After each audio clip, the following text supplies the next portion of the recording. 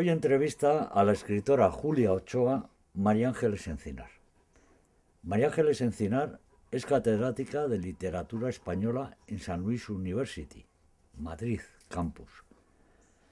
Su investigación se centra principalmente en la prosa española de los siglos XX y XXI, con especial interés en la narrativa breve. Sus publicaciones han aparecido en revistas españolas, europeas y norteamericanas. Julia Ochoa, poeta, narradora y artista gráfica con más de 30 libros de poesía y narrativa, su obra ha sido traducida a varios idiomas. Bueno, buenos días, Julia. Buenos días, Ángeles. ¿Qué tal? ¿Nos puedes hablar un poco de tus líneas de trabajo, todo lo que has ido haciendo en estos años? Pues mis líneas de trabajo comienzan con la poesía, y comienzan, es curioso, con la poesía, que es la base de todas mis líneas de trabajo posteriores.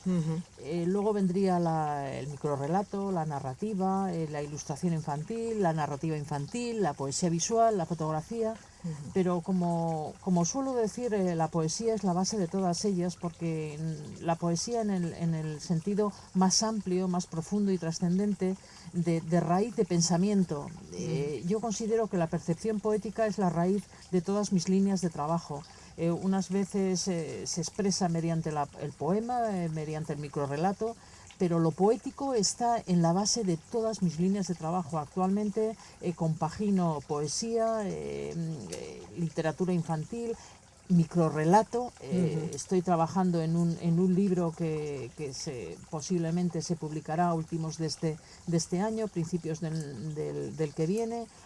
Paralelamente trabajo en obra gráfica, fotografía, poesía visual, pero todo forma parte de esa percepción poética, de esas necesidades espirituales que conforman la raíz de un árbol que tiene diferentes ramas, ¿no? Que pueden ser por las diversas líneas de mi trabajo. En una poética que escribiste recientemente me resultaba muy interesante cómo hablabas de que desde niña prácticamente hay una beta surrealista y antisolemne, y que eso lo has mantenido a lo largo de los años. Sí, y me acuerdo de esa anécdota que dices, Ángeles, que comienzo ese ensayo de mis líneas de trabajo, de una anécdota que sucede cuando yo tengo, pues soy un bebé en la fotografía, no llegaré a un año por ahí. Y entonces en la boda de alguno de mis familiares cuentan mis padres que entonces, bueno, pues me sentaron a upas de mi padre o de mi madre, y habría algún sifón, un sifón que era, para las generaciones actuales todavía no conocerán, pero era un tipo de bebida espumosa que se solía añadir a los vinos. Entonces, bueno, con esa rapidez que tienen los niños, apreté el sifón, y justo fue a dar el chorro del sifón al escote de una enjollada dama que teníamos enfrente. Entonces, con la gran vergüenza de mis padres, con mis enormes carcajadas y mi manita apretada al sifón, que no paraba de apretar. Entonces, esa imagen comenzaba el texto, que es para mí de una gran potencia surrealista,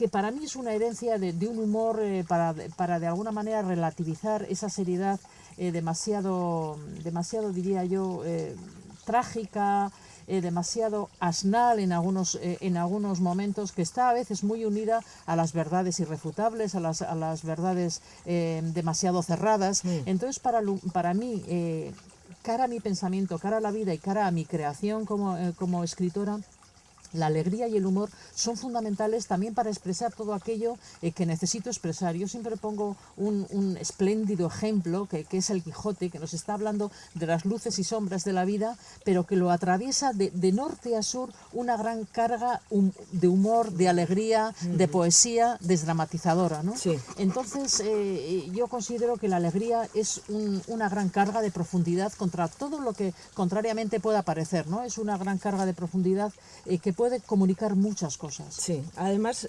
comentabas también justo en ese ensayo que ha sido para ti siempre como un escudo, ¿no? Sí, sí. Y eso me parece que es muy importante, porque a veces tratas temas muy delicados, muy profundos, como es la la violencia, Sí.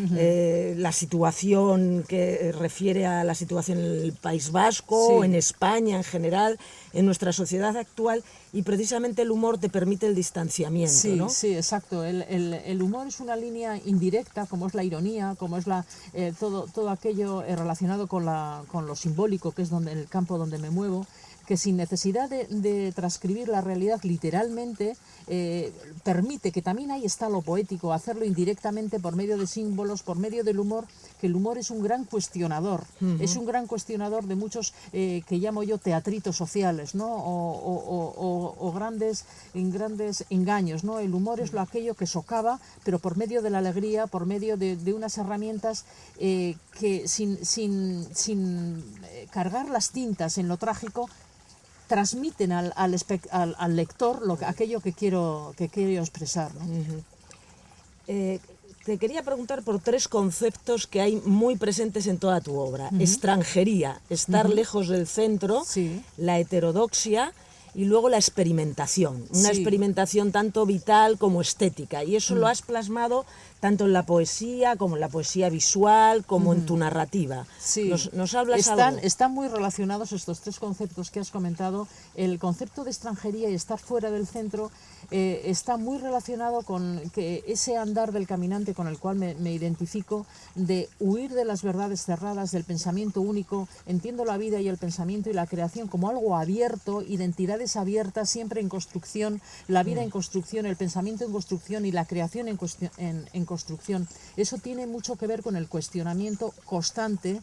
De ahí viene muy relacionado la heterodoxia. La heterodoxia precisamente está en ese huir de las verdades cerradas, ir en busca de ese asombro, que para mí es muy importante, la curiosidad, que está unida con el asombro y la perplejidad. Para mí la perplejidad, que muchas veces hemos comentado, no es un sitio donde se llega y te paras, no, es un lugar donde partir, desde el que se parte a otro espacio donde leer la realidad de otra manera, ¿no? Entonces esos conceptos para mí, extranjería, heterodoxia y el otro tema, el Experimentalismo, ¿no? experimentación, está muy unido con esa curiosidad. A mí no me interesa repetirme en lenguajes, no por aquello de premeditadamente, sino porque yo pido como creadora lo mismo que pido como lectora, ameno, una realidad que me apasione, y cuando la realidad como creadora no me apasiona, busco otras herramientas, otras búsquedas, otros lenguajes de expresión, ¿no? Entonces para mí la experimentación está unida a ese camino, ¿no?, de la vida. Sí. Y ahora que dices una identidad abierta, en algún momento tú has mencionado la identidad nómada. Me parece un concepto fundamental. Sí, para mí es el nomadismo además que te hace diluir las fronteras, sin olvidar esas raíces que forman parte de nosotros, ¿no?, de familiares, culturales, pero ese nomadismo que te hace diluir las fronteras y abrirte a lo universal, ¿no? El nomadismo es contrario a toda identidad cerrada, excluyente, fuera de esos conceptos de lo patrio como cerrado, ¿no? El nómada siempre está en tránsito. Ese pensamiento en tránsito me parece un concepto que me interesa muchísimo. Sí. Sería interesante hablar de alguno de los temas que, digamos, atraviesan toda tu obra, ¿no? Por ejemplo, el lenguaje. Sí. El lenguaje me parece que es fundamental. Tienes algún cuento, microrrelato, Sí. titulado precisamente así, pero el lenguaje que algunas veces facilita la comunicación y otras veces la Exacto. incomunicación, ¿verdad? Por supuesto. En el lenguaje está todo, porque a través del lenguaje puedes crear, como bien has dicho tú, un gran simulacro y una gran incomunicación. Las palabras se pueden vaciar, como lamentablemente asistimos en esta sociedad, de significado, porque ya las palabras que estaban cargadas de significado ya nos representan lo que verdaderamente debieran de representar, ¿no? Entonces yo me acerco al lenguaje también como esas herramientas de incomunicación o simulacro, pero también desde un lado poético, como sonoridad, como luminosidad, como creación al lenguaje, y también como herramienta lúdica.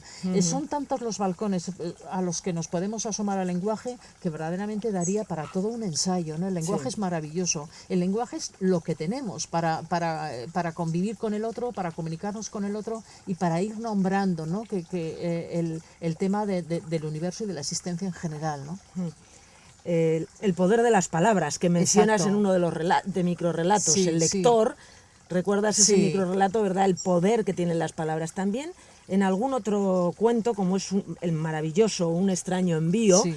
que me parece que es un cuento magistral y fundamental en tu obra, ahí estás experimentando con Sí. el lenguaje, cómo el lenguaje nos puede también, si no sabemos ceñirnos al lenguaje, cómo nos puede Manipular, ¿verdad? sí, Manipular sí, eso. sí, sí. Yo siempre cuando he estado, y bien sabes, con alumnos en diversas universidades, les comento, ¿no? Ojo con los diccionarios, ojo con todas las lecturas en general, pero también con los diccionarios, porque los diccionarios responden a una serie de prejuicios a veces culturales, y que según que es verdaderamente lúdico si nos fuéramos a un diccionario de los años 60, de los años 40, de los años, incluso ahora, los conceptos tal vez equivocados que encontraríamos de las palabras, ¿no? Que en los diccionarios, como en todo, tienes que entrar con sensibilidad, con respeto, pero también con capacidad de análisis, porque el diccionario ni cualquier libro no es infalible. Los diccionarios, además, aparte de ese aspecto que te comento de análisis, los diccionarios son un universo muy rico en creación, en experimentación. Yo los he utilizado muchas veces y los sigo utilizando simplemente los diccionarios, o sea, como un universo maravilloso dentro del cual puedes trabajar, ¿no? Pasamos a otro tema, si te parece, que también recorres, es como una columna vertebral en todas tus obras, que es la búsqueda de identidad.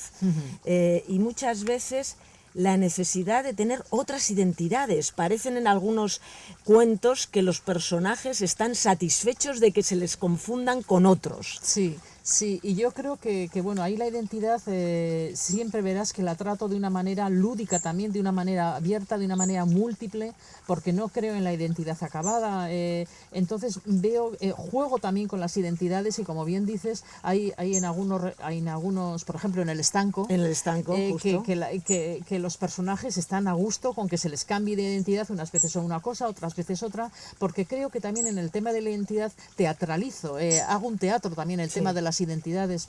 Entonces, bueno, premeditadamente, yo cuando escribo un cuento, a veces me lo han preguntado, a ver si premeditadamente pienso lo que quiero. No, en mi caso concreto personal es mediante la inspiración, pero luego a posteriori, cuando analizas tu propia obra, dices, hombre, pues aquí hay una plasmación de lo que yo realmente entiendo por el teatro de las identidades a veces en el mundo, ¿no? Que las identidades es algo pues a veces muy relativo, ¿no? De donde nazcas, ¿no? De donde puedes nacer, hemos nacido aquí, pero podíamos haber nacido en Tanzania y ser de una manera diferente, en fin, que está en ese juego de lectura múltiple de las cosas también el concepto de identidad, ¿no?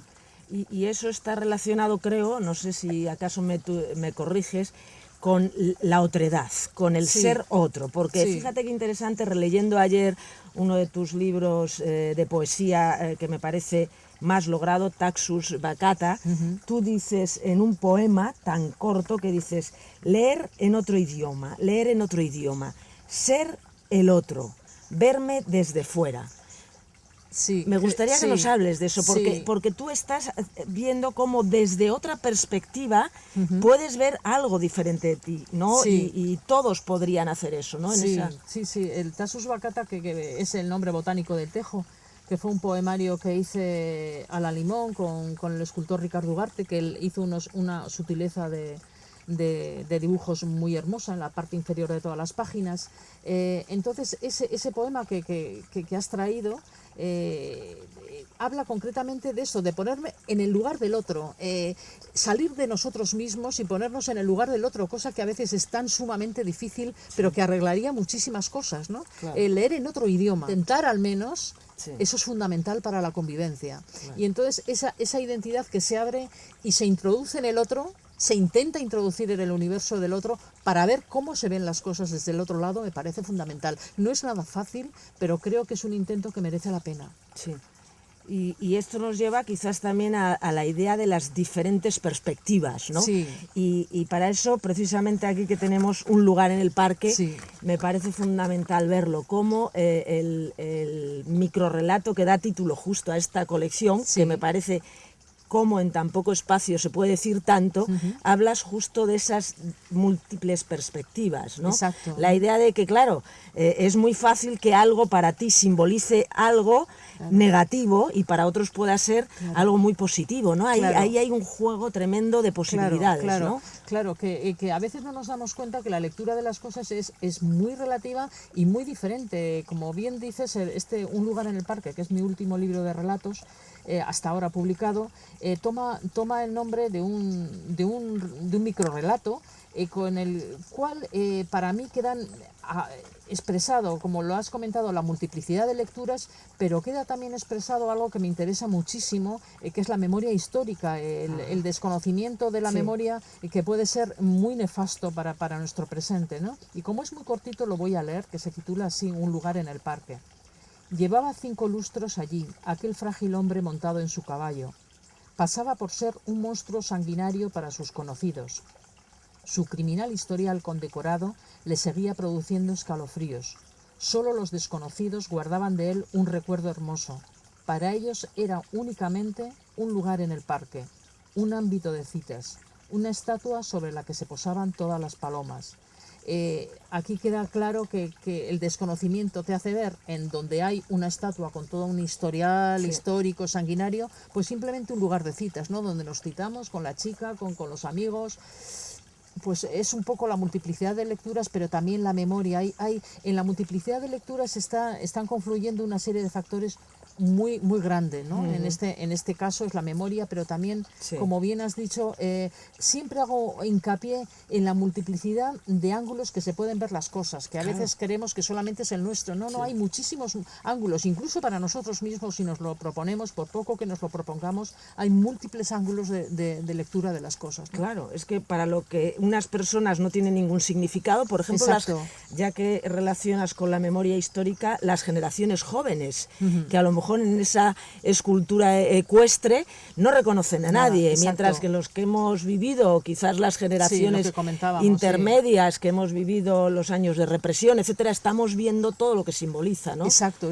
Y claro, pero lo importante es que sepas plantear al lector que se pueden ver todas esas perspectivas que a lo mejor en una primera mirada no nos hemos dado cuenta. Claro. Sí. Y además me suele plantear la gente una cosa que me agrada, ¿no? Dice que los microrrelatos a veces parece como que son de lectura rápida y es todo lo contrario. No. El microrrelato es de segunda y tercera lectura, ¿no? Porque precisamente, bueno, lo que has comentado tú, ese hacer por medio del símbolo de la imagen transmitir algo, pues a veces deja como un pozo de reflexión y vuelven a la lectura otra vez del microrrelato, ¿no? Y entonces llegan a su significado, ¿no? Sí. Bueno, ya que estamos hablando mucho del microrrelato, vamos a pasar un poco a este tema. Estás considerada como una de las mejores escritoras de microrrelatos en el momento actual, y prueba de ello es que sales en todas las antologías que han alcanzado reconocimiento y prestigio dentro del género. ¿Qué te atrae tanto del microrrelato?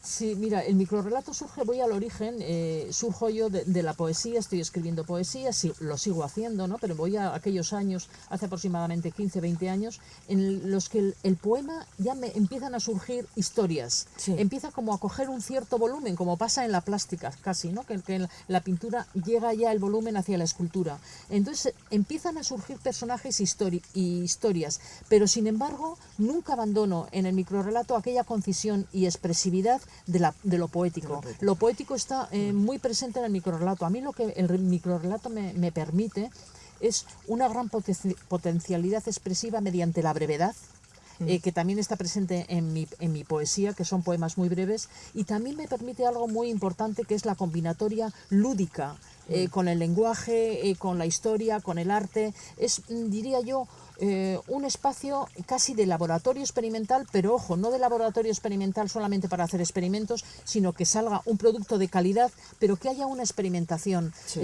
Siempre me interesa dar un paso más, que no me repita, como he comentado antes, en lo ya hecho, ¿no? Yo me doy cuenta que ahora mis microrrelatos anteriores, ahora por ejemplo con el libro que estoy entre manos, que ha cambiado.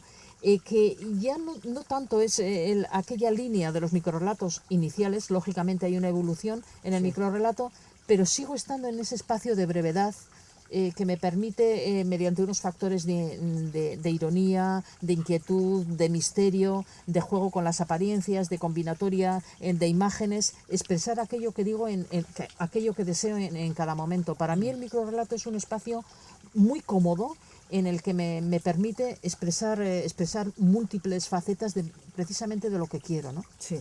Sí, estoy totalmente de acuerdo contigo en esta idea de que no es un género que sea fácil, al contrario. Realmente un microrrelato al principio te da como una chispa y luego tienes que seguir para ir profundizando en él, ¿no? Sí. Quiero citar textualmente la definición que das del microrrelato, que la descubrí estos días leyendo tu ensayo, tu poética, y me ha parecido realmente que es uno de las mejores.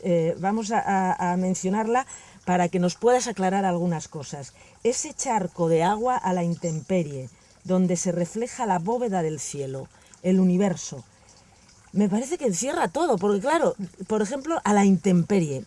Yo creo que es fundamental que digas eso, ¿no? Sí. ¿Por qué? ¿Nos puedes A la explicar? intemperie, date cuenta que volvemos otra vez al nomadismo.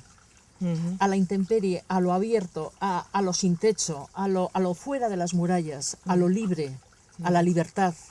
Es el concepto de fuera de lo cerrado, fuera de un orden del centro. Entonces, ese charco tiene mucho que ver con lo micro, pero ya no con el microrrelato, que por supuesto, sino como el microscopio de la mirada. Decía Novalis que si supiéramos verlo con los ojos de la sensibilidad, la naturaleza, el universo en general, es un índice enciclopédico, pero hay que saber percibir en cada microuniverso el universo entero, ¿no? Entonces, en un pequeño charco, en un humilde charco, se refleja la bóveda del cielo, pero hay que mirarlo con los ojos del espíritu, ¿no? Entonces, yo lo que esa definición que siempre voy desde la humildad. El charco es fíjate, además es efímero. Sí. El charco dura poco, es muy temporal. Pero que también es una metáfora nuestra. Nosotros somos efímeros, nosotros estamos en tránsito, nosotros somos hoy y mañana no somos. Todo está de alguna manera relacionado, y cuando te comentaba antes que estoy actualmente en un desarrollo de pensamiento que posiblemente esté en la línea del ensayo, es que veo relación con todo el tema también del tiempo, de lo temporal, de ese charco que también es reflejo del universo y reflejo nuestro, de la temporalidad. Y de también el fragmento que también lo decía un admirado escritor y pensador, Walter Benjamin, que a través del fragmento, y sobre todo en determinadas épocas, se puede hablar de la totalidad. Me interesa mucho el fragmento porque tú que conoces profundamente mi obra, no solamente en el microrrelato, sino también cuando voy en la línea de pensamiento, es fragmento, es brevedad. Me interesa mucho ese espacio, diría yo casi ontológico, de lo pequeño, en el cual se refleja el universo, porque yo pienso que al hombre actual, a la mujer, al ser actual, nos falta esa mirada microscópica para ver la vida, porque pasamos como ciegos por el universo. Lo prodigioso, lo fabuloso no solamente está en la literatura y en arte, está en el universo. Está, lo comentaba el otro día, que me acercaba humildemente el otro día al sistema vascular de las plantas, que yo se lo recomiendo a alguien, y es prodigioso, por ejemplo, y como eso, pues muchas cosas, ¿no? Sí. A mí la idea de a la intemperie también me sugería algo como desnudo, ¿no? Sí, Porque la intemperie es casi que estás desnudo, ¿verdad? Y entonces me interesaba mucho relacionarlo con el microrrelato por lo que has dicho de esencialidad, Exacto. de concisión, de precisión, ¿no? Entonces es como quitarle todo lo que le sobra, Exacto, ¿no? sí, es salir de casa, es salir del cobijo y dejar todo en casa, salir desnudos, o sea, salir de esa desnudez que casi el otro día estaba escribiendo, esa desnudez luminosa de lo poético una vez más, esa desnudez de aquel que le arrojan del paraíso, que le arrojan del orden. Esa desnudez sobre la cual también quiero volver es esa desnudez la que me interesa a mí, de la desposesión, de la vete a la intemperie y arréglatelas con el pensamiento, ¿no? Esa desposesión casi del hereje, del que tiene que caminar desnudo, porque lo ha dejado todo y le han arrojado, ¿no? No es una cosa trágica, porque puede parecer que le han arrojado, que va... No, es una desposesión desde la cual yo quiero leer la existencia. Esa desnudez que encuentro que está unida a una perplejidad, a un asombro, aquel que se asombra, aquel que se queda perplejo, se queda desnudo de todo, porque no tiene herramientas para leer. Sí. La perplejidad sería la desnudez máxima. No Claro. tiene, se te han acabado la nomenclatura para nombrar. Es esa desnudez que me interesa, La que te interesa, sí. porque Y por, desde ahí se puede partir. claro, y por otro lado el contraste tan interesante de un charco que refleja el universo, de una Exacto. cosa Mínima. mínima, eso, que está tan relacionado con el microrrelato. Sí. Y me gustaría preguntarte, Julia, porque resulta que ahora los teóricos, los profesores, algunas veces somos muy chauvinistas y nos creemos que tenemos que dar la definición precisa de lo que es un microrrelato y además mantener unos márgenes, unos límites. Y me encanta que tú dices en tu ensayo que justamente el microrrelato es, creo que dices, transfronterizo. Sí, exacto. Entonces, claro, me parece genial esta idea que estás diciendo, que no hay esta delimitación estricta de géneros, Sí. como muchos parece que abogan siempre, que no se puede salir de aquí porque esto ya no es microrrelato, esto es poesía o es prosa poética. Y tú eres capaz de ver cómo se difuminan esas fronteras, ¿no? Sí, ¿Qué exacto, es lo que exacto, piensas? sí. Y yo pediría, o sea, como condición indispensable, yo creo que estaremos de acuerdo, la calidad literaria, porque estarás conmigo en que hay un boom de reconocimiento de microrrelato, pero parece que en algunas ocasiones lees cosas que dices como que todo vale, ¿no? Como Sí. el chiste, la genialidad, y no. Y no. Pero el microrrelato para mí, en mi caso personal y en grandes escritores que admiro, es una mentalidad abierta, transfronteriza, que estarás de acuerdo conmigo, por ejemplo, las pequeñas obras, teatritos de Javier Tomeo. Sí. Son magníficos. Sí, sí. Otro te diría, sí, pero esto es un texto microrrelato, llámale como quieras, pero esto es una brevedad de una calidad máxima. Yo pienso que el creador no tiene que estar tan condicionado por aquello que estoy haciendo yo, sino hacer un producto de calidad. Y el microrrelato precisamente sería ese espacio abierto, transfronterizo, en el que confluyen una serie de elementos que no se dan, por ejemplo, en el cuento extenso o en la novela.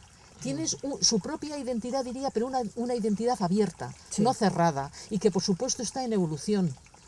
Seguramente el microrrelato que se estaba escribiendo en 1940 Sí. distará mucho de lo que se está haciendo ahora, porque yo en mí misma, como te he comentado, he visto que se evoluciona, todo es evolución en la existencia, pero el microrrelato no tendríamos que estar tan condicionados Obsesionados. para la nomenclatura, Sí. sino de estudiarlo en confluencia con otras disciplinas, como lo comento en el ensayo, ¿no? Sí.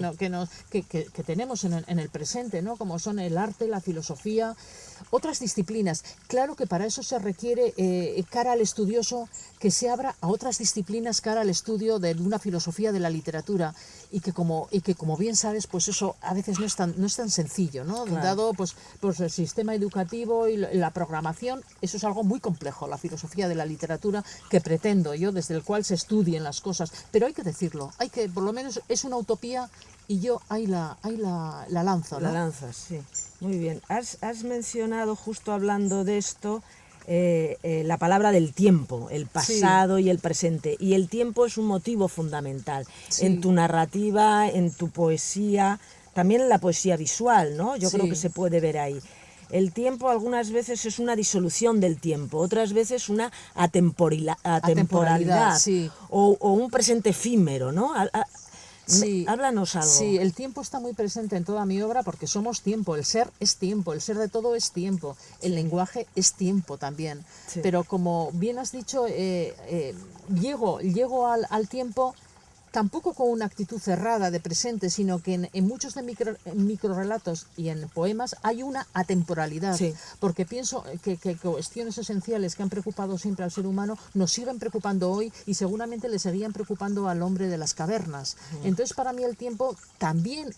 Accedo al tiempo desde múltiples lecturas, no solamente como presente, sino como pienso que somos unos vasos comunicantes con el pasado, y culturalmente somos una destilación como sociedad, pero también como individuos, de todo lo anterior.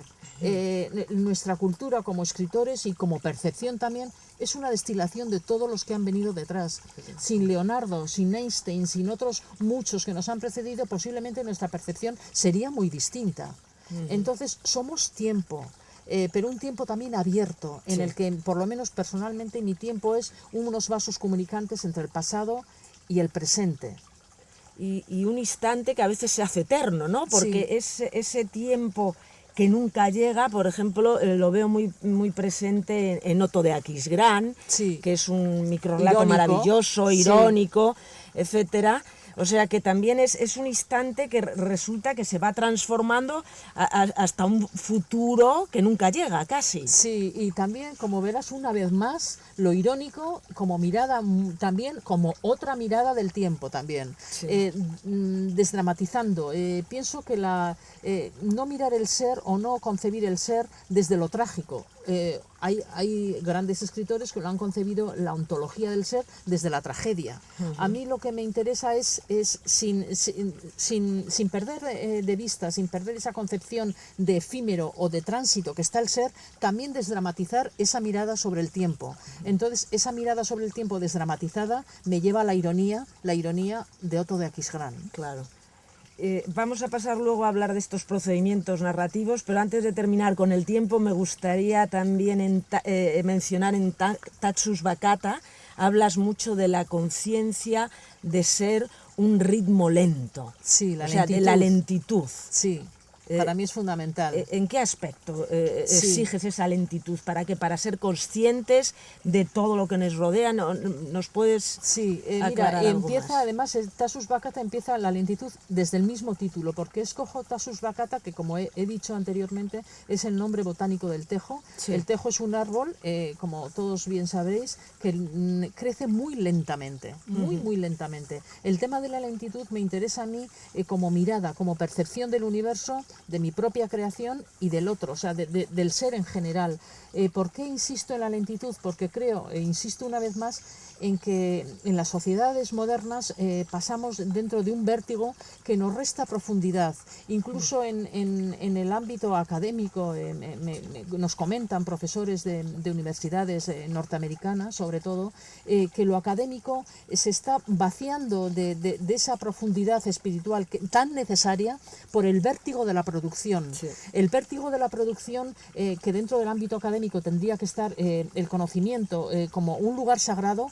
El vértigo de la producción está sobre la profundidad del conocimiento y hemos perdido ese norte de profundidad del conocimiento, ¿no? Entonces, por ahí va, por ejemplo, es un ejemplo que pongo por el tema de la lentitud, pero no solamente, por supuestísimo, en el tema académico, sino en el tema del ser humano. Pasamos generalmente todos por la existencia sin darnos cuenta de los prodigios que nos rodean, empezando por nuestro propio cuerpo, por ejemplo. Simplemente el que ahora podamos estar hablando o que estas manos se estén moviendo, desconocemos la raíz de por qué se mueven, ¿eh? ¿Y por qué voy a esto? Porque admiro profundamente en el Renacimiento que, como bien sabes, allí cada autor o cada pintor o cada hombre o mujer en la cultura tenía una idea no tan estanca del conocimiento como tenemos ahora, sino que es muy probable que un escritor tuviera un mínimo conocimiento del movimiento del universo, de su rodilla o del ojo. Estaban los saberes más interrelacionados y más humanizados. Actualmente veo que estamos dejando muchos saberes que nos podían enriquecer nuestro presente, yendo a unos conocimientos que les llamamos especializados, pero que en realidad están empobrecidos. Muy limitados.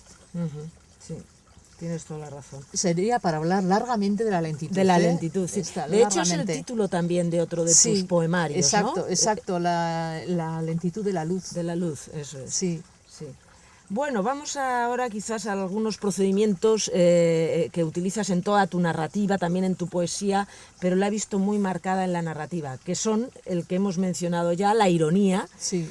El otro sería el humor, también muy importante en tu obra, porque hablas de cosas trágicas y de cosas que nos pueden preocupar a cualquier ser humano, pero con mucho humor. Sí. Y eso permite que nos distanciemos. Claro. Y luego el absurdo. Sí. Así que nos puedes comentar. La ironía, comentar. el humor y el absurdo. Sí, están muy unidos porque el absurdo me permite desmontar o desvelar, como bien has dicho, muchos absurdos reales que no se ven como absurdos. Me interesa en toda mi narrativa sacar la invisibilidad que está como motor de lo visible sin que nos demos cuenta. Esa invisibilidad que muchas veces son raíces absurdas de muchas circunstancias de la realidad, ¿no? Entonces el absurdo me permite ese juego de sacar lo que hay de absurdo en los cimientos de muchas realidades nuestras y que el lector lo vea, ¿no?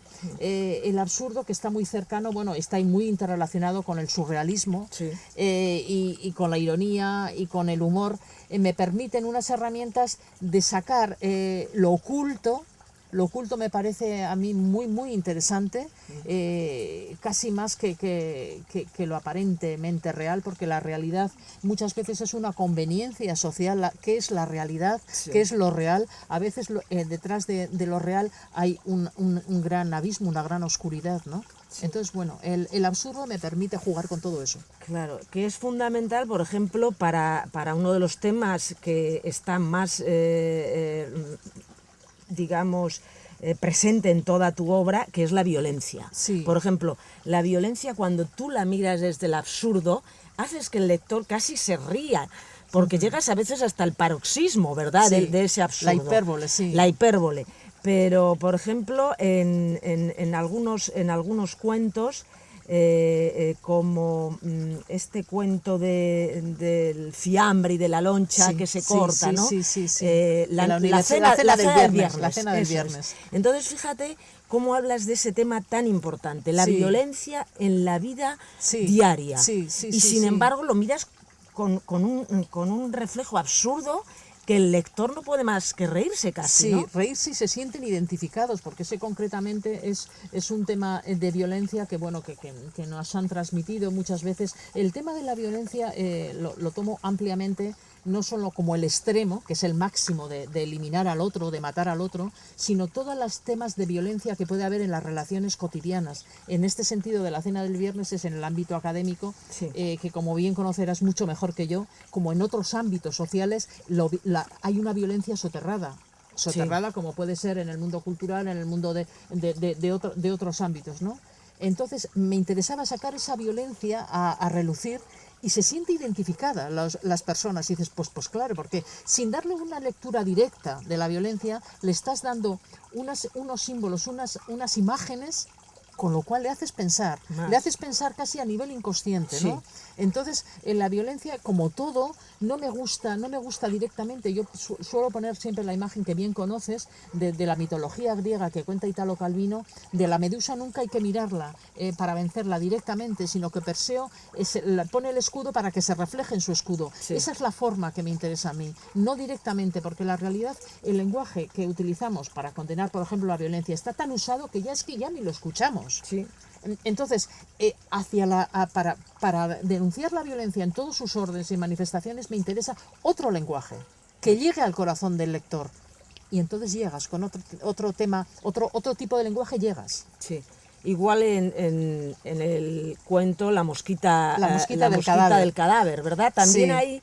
hay algunos momentos en que estás plasmando perfectamente la Sí, violencia, porque sí. es la matanza de todos los disidentes, Exacto, ¿verdad? exacto. Y sin embargo, a través de la mosquita todo el mundo se ríe. Esa Sí. mosquita que parece que al final Sí, sí. es omnipresente, ¿no? Sí, sí. Está omnipresente. Exacto, ahí está otra vez la poderosa alegría y el poderoso humor, que desdramatizando, pero te lo está diciendo. Porque decir las cosas cargando las tintas no llega, al espectador no le llega, porque es lo que está viendo el día a día. Entonces, si vas por haciendo la hipérbole, como bien decías, extremando la expresión, llega. Claro. Llega, pero eso no es premeditado. Quiero decir que mi forma de literatura, de expresión, es esa. Y yo, cuando me dicen, ¿pero por qué Julia? Bueno, pues la inspiración es un enigma impresionante.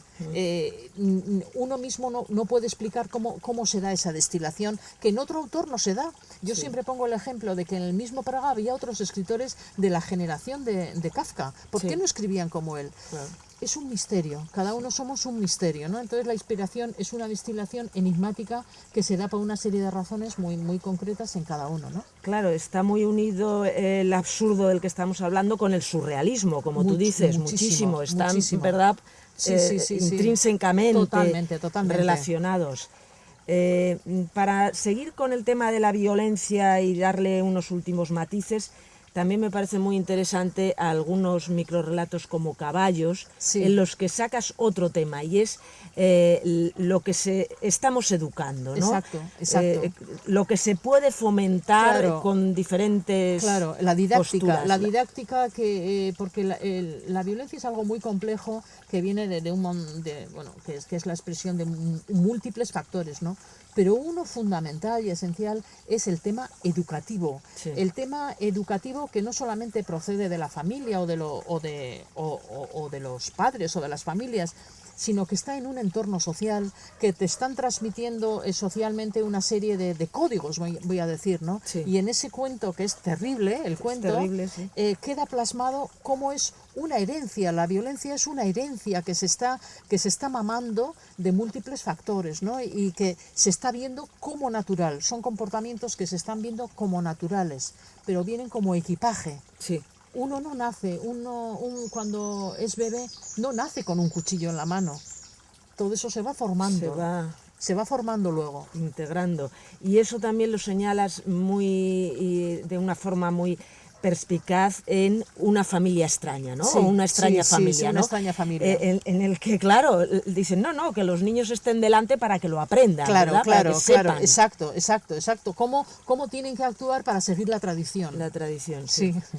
Bueno, vamos a hablar también de este absurdo, pero que se va, digamos, por otros derroteros en algunos relatos o cuentos como El estanco, también un cuento maravilloso que luego incluiste en Un extraño envío. Sí.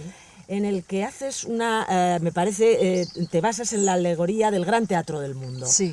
Y entonces ahí cada personaje está representando un papel y llegas a otro tema muy interesante, el fingimiento. Exacto, el simulacro. El simulacro. Sí, el gran teatro del mundo, en realidad, cuando estamos hablando de teatro, estamos hablando de actores y actrices que están representando diversos papeles. Sí. Lo que me interesaba es que estaban representando en ese cuento diversos papeles los personajes y además estaban contentos, estaban satisfechos de representar diversos papeles, lo veían con naturalidad. Es en esa naturalidad que es lo que quería expresar también, no premeditadamente, sino son lecturas posteriores, ¿no? Porque ya he comentado que es un enigma la inspiración. Pero en ese teatro los personajes están viviendo no como ficción, sino como naturalidad, una realidad natural. Sí. Y me interesa mucho el tema de la identidad doble, la identidad múltiple, un mismo personaje que pueda ser varias cosas a la vez, y El estanco refleja muy bien. Yo pienso que es un relato que está intrínsecamente dentro del absurdo, podría decir, un universo absurdo, desde el principio al final. Totalmente. Además, lo que dices, la búsqueda de identidad y el estar satisfechos con que a alguien les tomen por otro. Sí. Y por otra parte también la representación de papeles. Sí. El fingimiento, que creo que remite a una visión de la sociedad actual.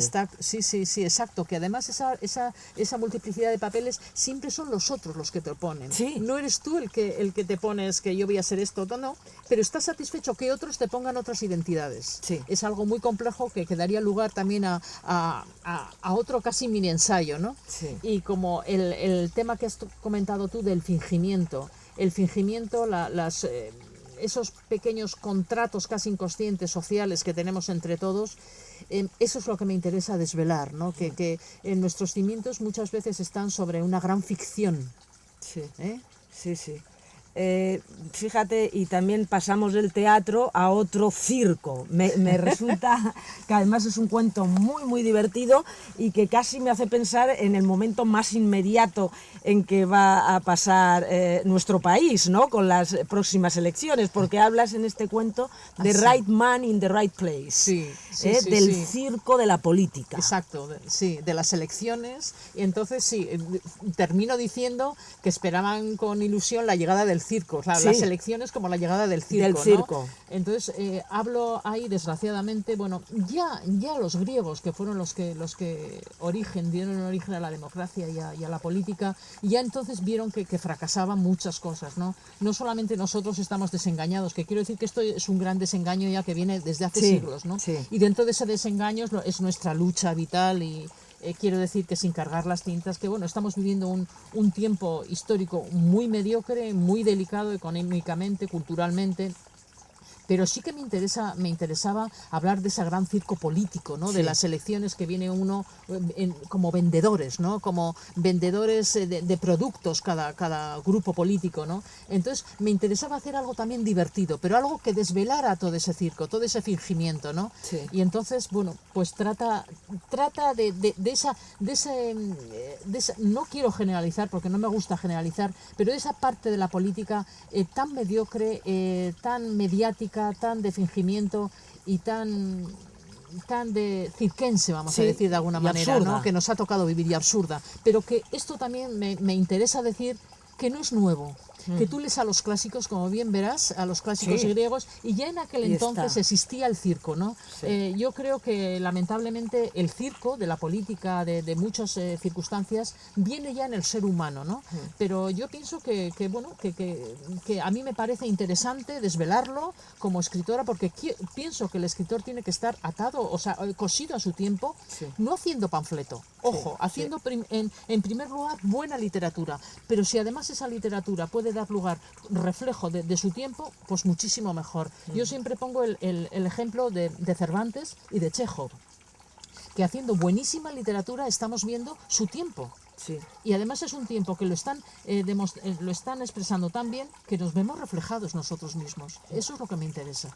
No, y además creo que introduces un aspecto fundamental, y es que de alguna manera hay como una descontextualización. Sí, ¿Por una qué? atemporalidad. Atemporalidad, y además porque no pones ni nombres ni lugares, porque eso es muy interesante en toda tu obra. Los espacios no son espacios que algunas veces uno los reconoce por lo que pasa, pero no por los nombres, porque tienen lugar en sitios muy remotos. Sí. Muchas veces el personaje se llama X, eso. O los nombres de las ciudades son extranjeros. Todos. Sí que puedo decir de la evolución, que tú además lo vas a leer, porque voy a tener el gran honor que vas a hacer tú la introducción del libro, los vas a leer, pero curiosamente empiezan a aparecer nombres en los actuales relatos, porque me interesaba de alguna manera enraizar.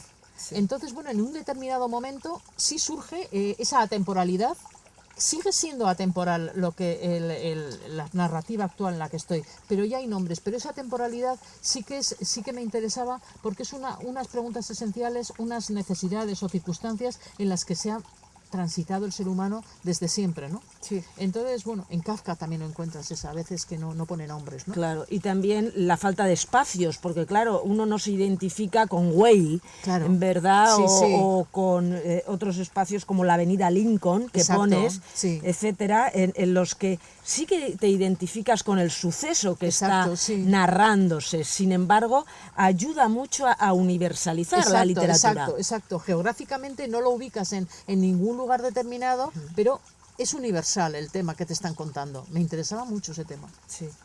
Bueno, quizás podemos también hablar de alguna de otros aspectos de tu obra, como es la poesía visual. ¿Cómo has ido ahora transformando? Primero te centraste mucho más en la poesía, ahí dices que en un momento ves que se transforman unos personajes narrativos, y ahora has visto también que la imagen, la combinación de la imagen, ¿no?, con el mundo poético, que está muy cerca, por otro lado, del microrrelato, porque son como micronarraciones visuales, los poemas visuales. No dejan de ser... hay una línea de poesía visual que son objetual, ¿no?, que juego con objetos, como bien conoces, y ya el espectador, ayudado del título, porque el título tiene muchísimo juego y muchísimo en el significado de la imagen, porque muchas veces esos poemas visuales te pueden decir mil cosas, ¿no? La percepción del espectador puede decir mil cosas, pero ayudado del título ayuda a la comprensión está muy unido el título con la imagen. Y yo siempre los he definido como micronarraciones visuales, que están muy cerca de esa concisión, de esa expresividad potenciada, que de una mirada el espectador ya comprende lo que le estás diciendo, ¿no? Entonces la poesía visual también ha dado lugar a la fotografía, a la obra gráfica, y son esas tres líneas en las que me estoy moviendo. La poesía visual tiene un origen anterior que sin ser poesía visual yo comienzo con la obra gráfica, con la ilustración infantil y con los collages. De la ilustración infantil y del collage hay otro paso que es a la poesía visual, y de la poesía visual a la obra gráfica y a la fotografía. Para mí todo está interrelacionado. Has mencionado los títulos y, Sí. y me das pie a que te pregunte un poco por ello, porque, por ejemplo, en microrrelatos el título es fundamental, Sí, ¿verdad? Ya sí. como muy bien dices, igual que en poesía un visual, juego. ya hay un juego y además ya casi te está dando también ciertas claves. Y es interesante que algunas veces, porque creo que eres una escritora que revisa mucho e intenta dar el máximo para proporcionarle al lector también una participación, Sí, ¿no? sí. Y he visto que has cambiado algunos microrrelatos, el título, al darle... luego has variado poco, algunas comas, quizás Sí. una palabra mínima. La variación es mínima, pero cambias el título. ¿Qué es lo que te lleva a ese cambio? Sí, has dicho una cosa muy importante que no nos había dado lugar a hablar de ello, que me interesa el lector activo. Sí. Me interesa el lector porque hay muchos, incluso cuentos, como conocerás, con distintas posibilidades de distintos finales, Sí. o que participe, que se implique en el cuento, ¿no? Entonces, cuando, como has comentado, cambio algún título. Bueno, hay concretamente uno que lo mencionas, además, que es en uno se Cuestión de llama orgullo. Cuestión de orgullo y en otro Intransigencia. Eso. Viene a ser lo mismo dentro de mi inspiración, ¿no? Sí. Podía ser de una manera o de otra, pero quiero que también el lector se lo plantee desde esa manera, ¿no? Otra vez estamos en la multiplicidad de la mirada. Sí. Que esto es así, pero también podía ser de otra manera.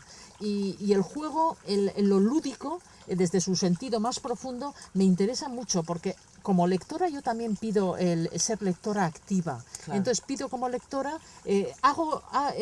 quiero ser como escritora lo que pido también como lectora, ¿no? Claro. Entonces el tema del lector, de la lectora activo, me interesa muchísimo. Claro, lo que dices yo creo que también está muy de acuerdo con nuestra época, ¿no? El lector del siglo XXI no quiere, me parece a mí, el buen lector, que es el buen lector es el que lee poesía, creo, ¿no? Tampoco podemos hacer generalizaciones. Estoy de acuerdo contigo, pero el que lee poesía, el que lee microrrelato, el que lee cuento, lo que quiere es que el escritor le dé sugerencias, ¿verdad? Sí. Y él desarrollar. Y me parece que eso es lo que tú haces, ¿no? Por ejemplo, con variaciones sobre, Sí, sobre un cuadro de Paul Paul Klee. Klee, ¿no? Sí. Un microrrelato en el Exacto. que tú le das muchas posibilidades, varias posibilidades de Sí, finales, sí, ¿no? sí. 2 o 3. Exacto, y fíjate que esto tampoco es que además me encanta, estarás de acuerdo conmigo, lo que nos sucede no es nada nuevo. Sí. Todos esos juegos están ya en el barroco. En el barroco español te encuentras, bueno, y ni te quiero contar el cuadro de las Meninas. A todo eso a qué voy, ¿cómo se te ha ido, dirás, Julia, las Meninas? Que no tienen nada que ver, sí tienen que ver. Sí, sí, Es la sí. historia dentro de la historia y dentro de la historia. Claro. Velázquez, ya además conocerás en un texto de literatura de la brevedad que lo explico, Sí. se adelantó siglos a Borges, Sí. a la posmodernidad, de la historia dentro de la historia y tal. Me estoy refiriendo a la historia como expresividad estética, la Claro. literatura. Sí, sí. Velázquez ya lo hizo. Sí. En el barroco nos encontramos muchos, incluso pictóricos, que te encuentras una cabecita y dentro de esa cabecita otra cosa. Todo ese juego de, por ejemplo, variaciones sobre un cuadro de Paul Klee, está la historia dentro de la historia, pero que puede jugar el lector. Me voy por este camino y tengo una historia, y me voy por el otro y tengo otra historia.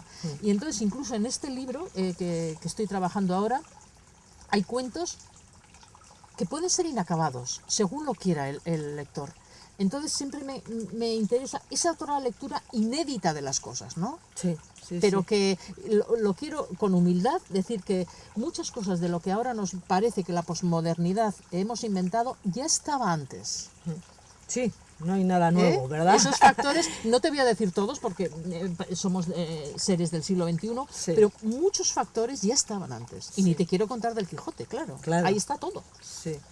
Luego vamos a hablar un poco de esas lecturas que para ti han sido fundamentales, pero para que no nos desviemos de un tema que acabas de traer a esta conversación, al mencionar a Borges o a mencionar a Velázquez, pero sobre todo a Borges.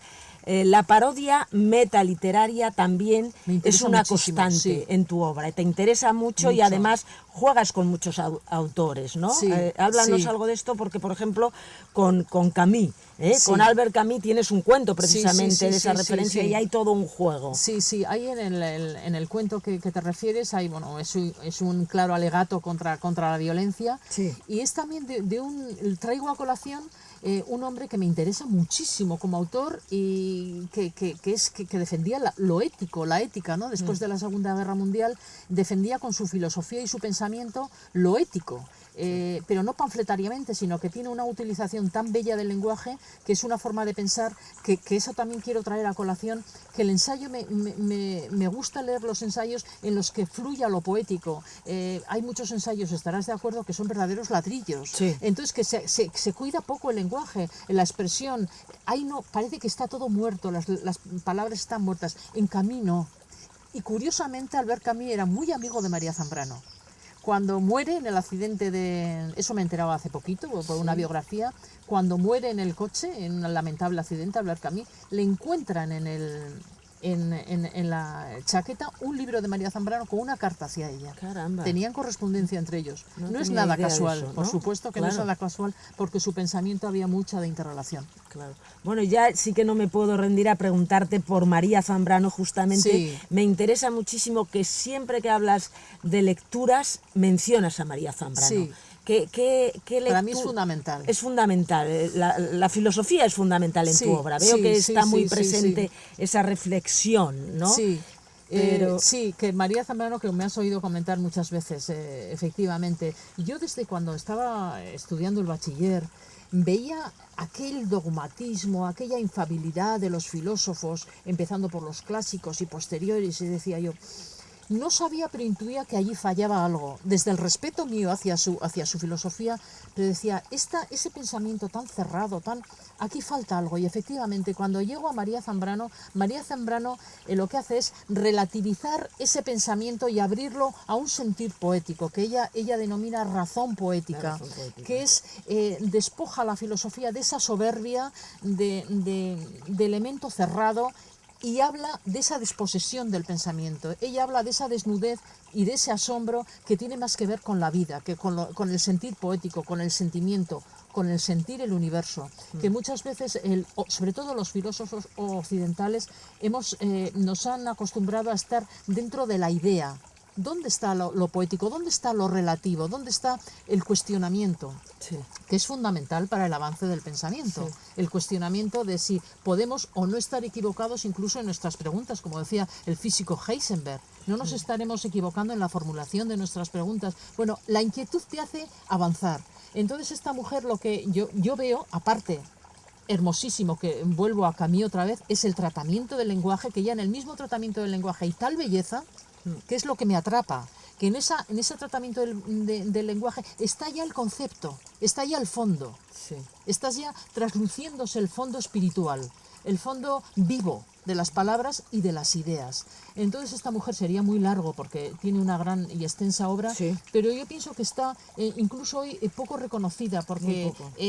se hablan siempre de Hegel, de Kant, de Ortega, de otros filósofos, pero de María Zambrano, que nos podría ayudar mucho en las cuestiones de nuestro presente, se habla poco. Poquísimo. Y yo animo a que se lea a esta mujer. Sí, a mí me interesa tanto que tú la menciones siempre, Siempre, que siempre. hablas de lecturas, porque resulta lo que dices, si hablamos de filósofos españoles, están Ortega, está Unamuno, Sí, pero muy buenos, muy buenos. pero María Zambrano, que tiene también esa calidad Exacto. ética y estética, Exacto.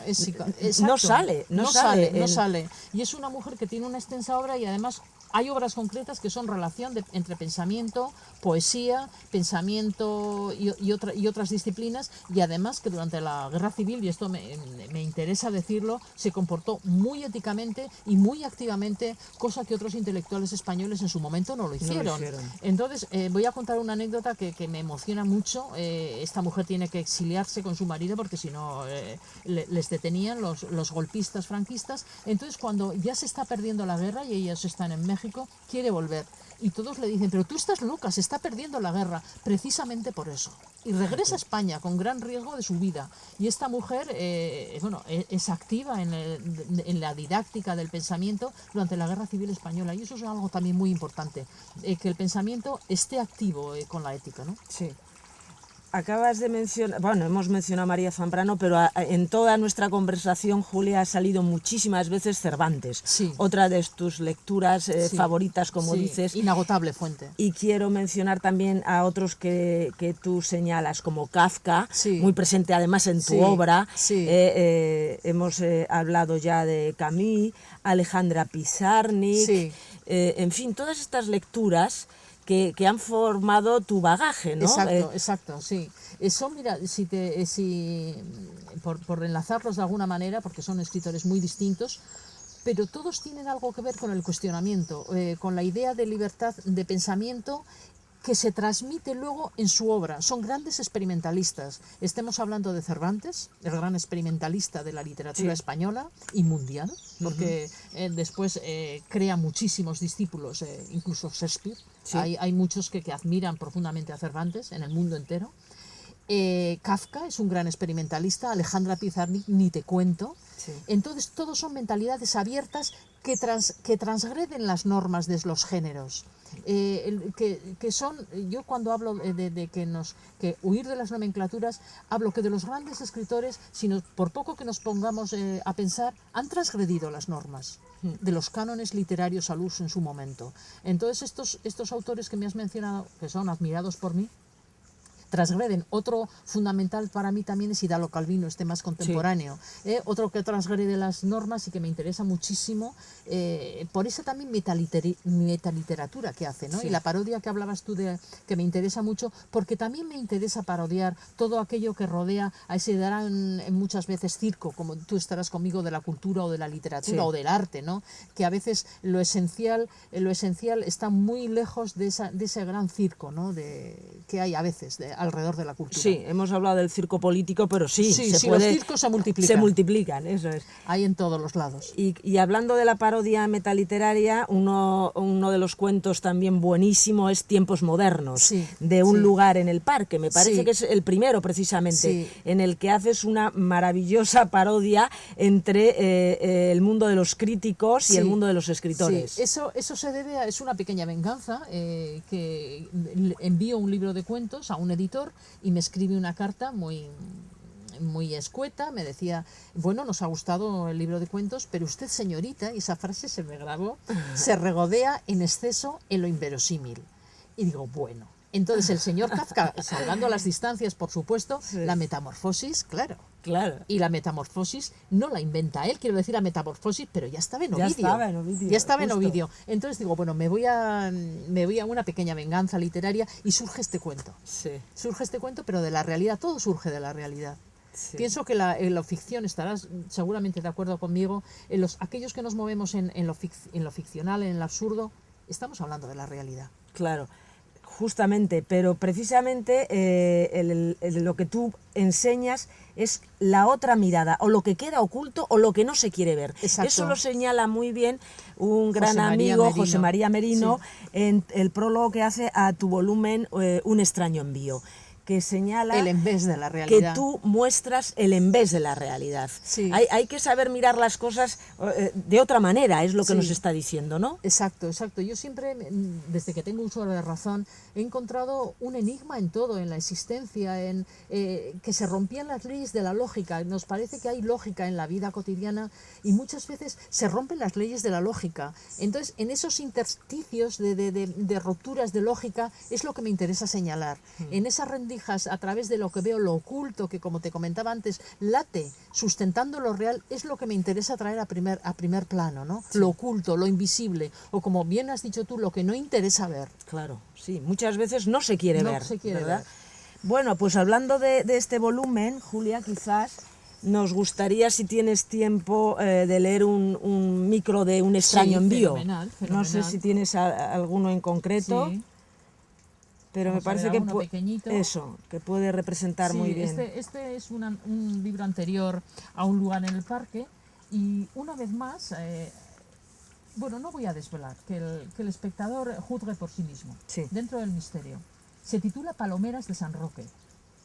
Palomeras de San Roque es uno de esos lugares estratégicos de montaña donde los cazadores, escondidos en casetas camufladas, cazan a red la paloma torcaz que migra en el otoño hacia África. Pervive en el lugar todavía un rito de matanza ancestral, un impresionante espectáculo que mueve cada año a miles de curiosos.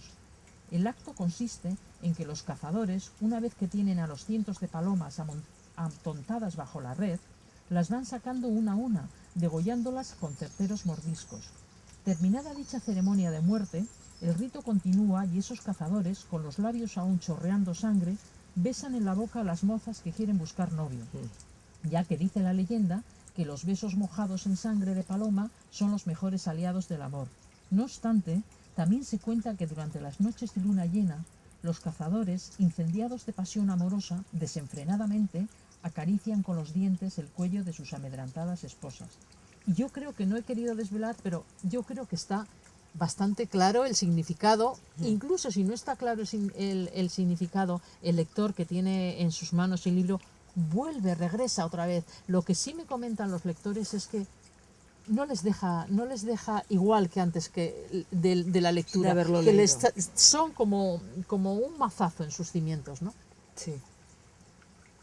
Podemos terminar quizás con una de las frases que también terminas en tu ensayo y así yo creo que esta frase sintetiza muy bien todo tu arte. Dices, creación como conocimiento e indagación siempre inacabada. Exacto, lo inacabado una vez más, lo abierto, lo nómada, el tránsito, el tiempo, la vida, la creación, el pensamiento siempre será para mí tránsito, inacabado, abierto. Me interesa como el respirar. Y la creación y la vida para mí está todo unido. Y tu arte como una indagación sobre todo. Una indagación constante sobre todo, porque te das cuenta desde la humildad del conocimiento que cuando más ahondas en ese camino, más caminas, más cosas encuentras para observar y para percibir, más se abre la percepción. Cuanto más te desnudas de certezas, más se abre la percepción de tus ojos y de tu interior, que es lo importante, ¿no? De esos ojos interiores. Muchísimas gracias. Muchísimas gracias, Julia, a ti, por esta Ángeles. conversación. Gracias.